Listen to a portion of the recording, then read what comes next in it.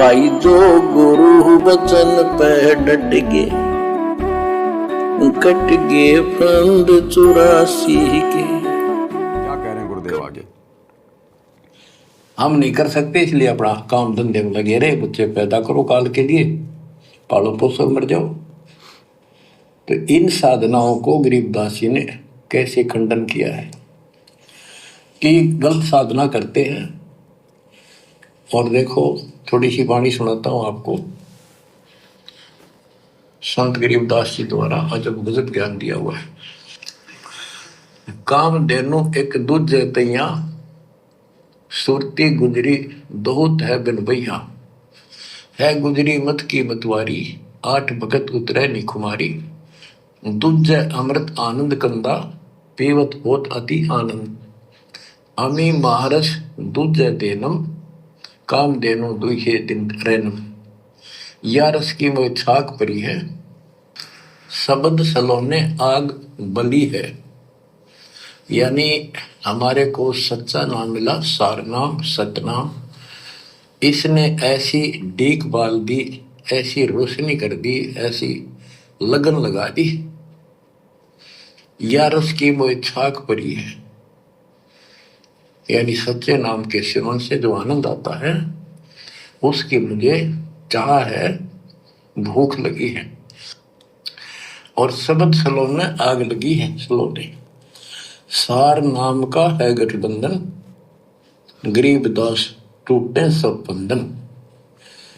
देखो कितना रहस्य भरा पड़ा है छोटी सी पंक्ति में, लास्ट वाली में, सार नाम का है गठबंधन, गरीबदास टूटे सब बंधन। सार नाम जो है एक गठबंधन है, यो नामों का एक जोड़ है। गठबंधन यानी एक से अधिक नाम का संयोग से बना है ये। जिनको सार नाम प्राप्त है वो समझते होंगे। देखो सुंदर साहिब सलोना, मूर्ति मधुर बजावे बैना, अनंत कोटि सिखियन का स्वामी, देखा दुल्हा अंतर्यामी। अब जैसे परमात्मा को निराकार बताते हैं, यहाँ गरीबदास जी स्पष्ट करते हैं, श्वेत छत्र सिर श्वेत मुकुट विराजे, श्वेत वस्त्र तन पर साजे। उसका सफेद छत्र है और सफेद ही मुकुट सिर के ऊपर रखा है और सफेद वस्त्र शरीर पर धारण किए हुए, डोरे सुहंगम चंवर अनादम। एक चीज का ध्यान रखो भाई और बहनों, आप देखो काल हमें मूर्ख बनाएगा, पागल बनाएगा हमारे को, और काल वर्तमान में दुनिया को तो पागल बना के बैठा ही है।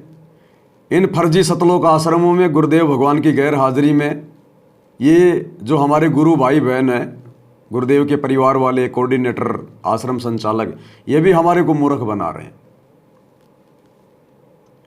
कुछ ही समय पहले आप और हम सभी सत्सेवक भाई बहनों ने वो नकली कबीर की समझे जाने वाली दाढ़ी मूछ वाली फोटो को फाड़ फाड़ के वीडियो बना बना के डाला। तो सतलोक आश्रम मैनेजमेंट हरियाणा ने एक नया कबीर लॉन्च कर दिया, नया कबीर।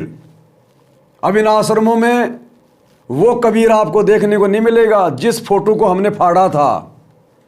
उस फोटो को फाड़ने के बाद में इन्होंने सोचा कि इस फोटो को तो सत्सेवकों ने खंडित कर दिया, अब नया कबीर लॉन्च किया जाए। तो वर्तमान में जितने भी सतलोक आश्रम है वहां आप देखेंगे एक नया कबीर, लंबी लंबी सफेद सफेद दाढ़ी, लंबे लंबे बाल, कान में मुर्की सलमान खान की तरह, हाथों में वो कड़े वड़े, एक नया कबीर लॉन्च कर दिया। बिल्कुल सभी आश्रम में आपको वही फोटो देखने को मिलेगी, पहले वाली नहीं मिलेगी। अब ये काल का षड्यंत्र है। अब तो कम से कम संगत ने आंखें खोलनी चाहिए। अरे जिस प्रकार गुरुजी के परिवार ने हम सत्सेवकों के द्वारा उस नकली कबीर की फोटो फाड़ने के बाद अपनी तरफ से एआई के माध्यम से इन्होंने एक नया कबीर लॉन्च कर दिया, नया कबीर बना दिया। इसी प्रकार वो पहले वाली कबीर की फोटो भी इसी प्रकार वो बनाई हुई थी, नकली थी। अब तो समझो वो फोटो भगवान नहीं है, परमात्मा नहीं है। अरे अब तो तुम्हारे गुरुजी के जेल जाने के बाद गुरुजी के परिवार ने नया कबीर बना दिया। और आप जी गुरुजी के जितने भी सत्संग सुन लेना, आपको कहीं भी इस बात का जिक्र नहीं मिलेगा कि सतलोक में परमात्मा के सफेद दाढ़ी है, सफेद बाल है, लंबी लंबी दाढ़ी है, लंबी लंबी मूंछ है। आपको ये दाढ़ी मूंछ वाला जिक्र नहीं मिलेगा जहां तक दास की नॉलेज है। क्योंकि वर्तमान में जो रूप हम देख रहे हैं अपने गुरुजी का, ये परमात्मा का वास्तविक रूप है, असली रूप है ये। इस रूप के जिसने दर्शन कर लिए एक बार, वो आत्मा फिर काललोक में रह नहीं सकती। उसका ये अंतिम जन्म होगा। अगर आजीवन उसकी मर्यादा में रही तो इस रूप की इतनी वैल्यू है, इतनी महत्वता है।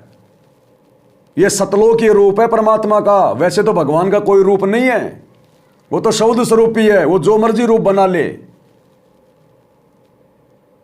लेकिन परमात्मा सतलोक में सत्य पुरुष के सिंहासन पर जिस रूप में बैठा है, ये वास्तविक रूप है।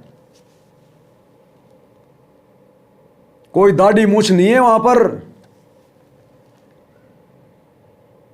अब आप कहोगे परमात्मा 650 साल पहले आए थे, धर्मदास जी को मिले थे, उस समय तो उनके दाढ़ी मूछ थी, फिर धर्मदास जी को सतलोक में ले गए तो उनको वही रूप दिखाई दिया। जिस रूप में परमात्मा आए थे धरती पर, तो क्या पैदे होते उनके दाढ़ी आ गई थी क्या? अरे 650 साल पहले परमात्मा आए काशी में, तो क्या परमात्मा जब काशी में जब कमल के फूल पे जब आए, जब वो प्रकट हुए, तो क्या बचपन में उनके दाढ़ी आ गई थी क्या? और दाढ़ी भी आई तो क्या परमात्मा कबीर जी के 650 साल पहले क्या सफेद दाढ़ी आ गई थी? जो फोटो हम देख रहे हैं, बचपन में उनके कोई दाढ़ी मूछ नहीं थी। बड़े हुए तो उनके काली दाढ़ी मूछ आई। अब वो काली दाढ़ी मूछ वाली फोटो क्यों नहीं लगाते भाई भगत अपने घरों पे? क्या डायरेक्ट भगवान के 650 साल पहले सफेद दाढ़ी मूछ आई थी क्या? कोई बीमारी से परेशान था क्या भगवान? जैसे बच्चों के जो है जन्म से ही छोटे छोटे बाल आ जाते हैं सफेद सफेद, वो काली दाढ़ी मूछ वाली फोटो क्यों नहीं? क्या भगवान शेविंग करवाता था क्या जब उसके काली दाढ़ी मूछ थी तब? तो हमने एक धारणा बना ली, एक सोच बना ली, जिसने जैसी फोटो हमें बना के दे दी हमने उसी को पूजना शुरू कर दिया। तो धर्मदास जी के गुरु रूप में परमात्मा दाढ़ी मूछ में थे, इसलिए सतलोक में जब परमात्मा गए तो उनको उन्होंने उसी रूप में बैठा हुआ दिखाया। आज हमारे गुरु रूप में परमात्मा बिल्कुल क्लियर हैं, सुंदर शरीर में, तो हमें परमात्मा इसी रूप में मिलेंगे, क्योंकि यह कलयुग की पिछली पीढ़ी है, पूर्ण मोक्ष का प्राइम टाइम है। आज अगर वो धर्मदास वर्तमान में जन्म लेगा, भक्ति करेगा, तो उसको 650 साल पहले वाली याद नहीं रहेगी कि 650 साल पहले मेरा गुरुजी दाढ़ी मूछ लगा के आया था। वो भूल चुका है, सतलोक में क्या देखा था भूल चुका है। आज वर्तमान में वो जब सतगुरु रामपाल जी से पुनः नाम लेगा, भक्ति करेगा, तो उसको इसी रूप में परमात्मा यहां मिले और इसी रूप में परमात्मा सतलोक के सिंहासन पर बैठा हुआ मिलेगा। उस सतलोक के सिंहासन पर कोई दाढ़ी मूछ वाला नहीं बैठा है। यही सतगुरु रामपाल जी भगवान सिर पर मुकुट लगा के, सफेद वस्त्र पहन के, हीरे मोतियों से जड़े, पन्नू लालों से जड़े सिंहासन पे बैठे हैं। यही परमात्मा, और कोई नहीं है वहां, कोई दाढ़ी मूछ वाला नहीं है। इसलिए तो परमात्मा ने फोटो फड़वाई है। भाई जो गुरु बचन पे डट गए, कट गए फंद 84 के, कट गए फंद 84 के, कट गए फंद 84 के।